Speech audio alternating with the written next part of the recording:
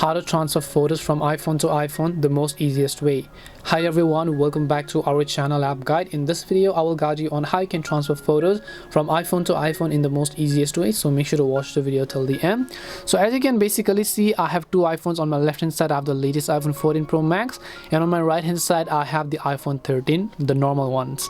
So basically if I want to transfer photos from this iPhone to this iPhone, it's actually very simple. First of all, just swipe down your control panel settings and then make sure that AirDrop is actually turned on. So just select everyone over here, and on the other phone as well, just make sure to turn on AirDrop. Make sure to select everyone for 10 minutes or whatever else you actually prefer.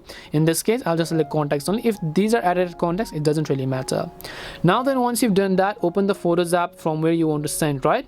So basically I'll just go ahead and then open the Photos app, and then I'll choose the photos that I maybe want to send over here. So I'll just go ahead and choose these photos. I'll select it. I'll just select the photos and videos that I would like to send to the other iPhone here.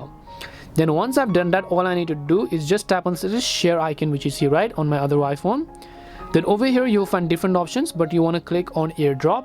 Once you select AirDrop, basically if the AirDrop is turned on over here, right, you'll find this iPhone over here because you can see the iPhone's name. But just make sure that the AirDrop is actually turned on. Then just tap on this person's name. It will ask for permission on this iPhone. Would you like to share 4 photos? Just tap on accept. Now once it's been accepted, it's going to successfully transfer it very quickly. As you can see, all the photos has actually been transferred. This is the most easiest way and the fastest way. Apple really has done a great job in building the ecosystem. Thanks for watching and subscribe for more tips and tutorials like this.